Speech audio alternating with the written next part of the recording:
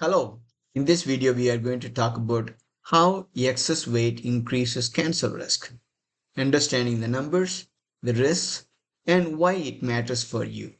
This is based on an article published in Journal of American Medical Association, April 21st, 2026. Did you know that if you live in the United States, about 10 out of every 100 new cancer cases each year are linked to being overweight or having obesity?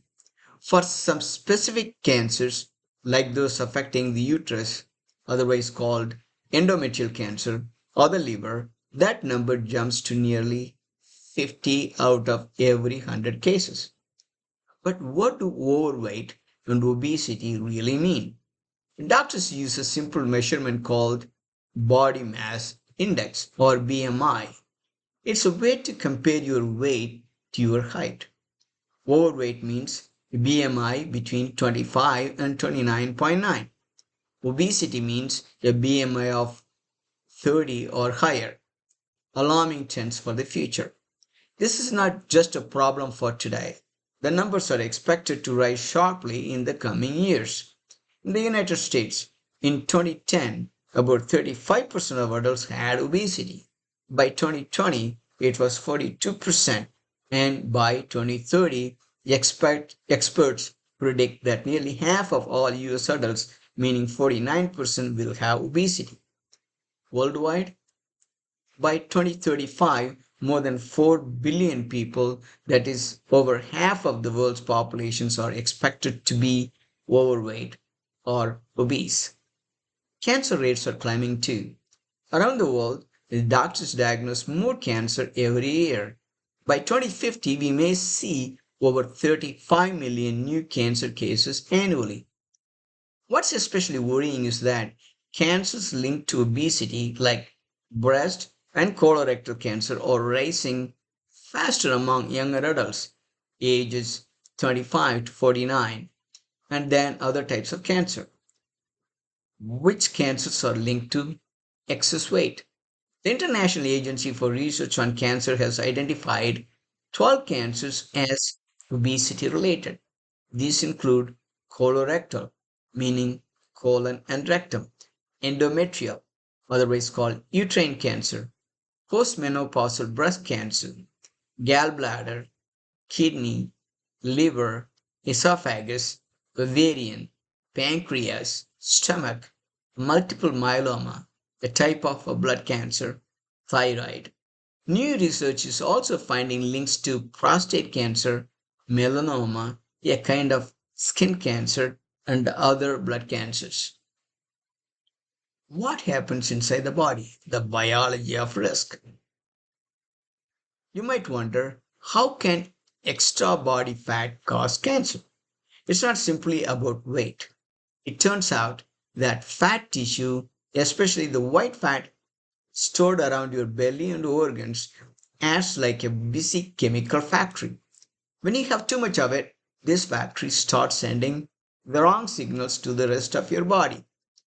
Here are the main ways excess fat can increase cancer risk. Number one, chronic inflammation, persistent low level fire. When fat cells grow too large, they eventually die.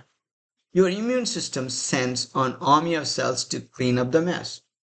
This creates constant low level inflammation throughout the body. Over time, this chronic inflammation can damage healthy cells and encourage them to turn cancerous. Second, hormone imbalance. After menopause, the fat tissue becomes the main place where the body produces estrogen. In people with obesity, too much estrogen is made. Higher estrogen levels can fuel the growth of certain cancers like breast and uterine cancer. Third, a weakened immune system. Your immune system normally acts like a security guard, finding and destroying abnormal cells before they become cancer. Obesity can confuse the immune system. It can make your natural killer cells, the special forces of your immune system, less effective, while also recruiting other cells that actually protecting growing tumors. Fourth, energy overload for cancer cells. This might sound surprising, but cancer cells are very hungry. A large nearby fat cell can actually package up fats and energy and deliver them directly to cancer cells, helping them grow and spread more quickly. Fifth, DNA damage. Obesity can create unstable molecules called reactive oxygen species, otherwise called free radicals. Think of these like tiny wrecking balls that can crash into your DNA, the instruction manual inside every cell. If the DNA gets damaged, the cells may start growing out of control. Finally, hope and action. How to lower your risk. Weight loss, medications, and lifestyle changes that can make a difference. The good news, you can reduce your risk. If carrying excess weight increases cancer risk, the natural next question is, does losing weight lower the risk? The answer is yes, but the amount of weight loss matters. Modest weight loss helps. One large study of postmenopausal women found that losing just 5% of your body weight, for example, going from 200 pounds to 190 pounds, was linked to a lower risk of obesity related cancers, especially uterine cancers. Bigger weight loss, bigger impact.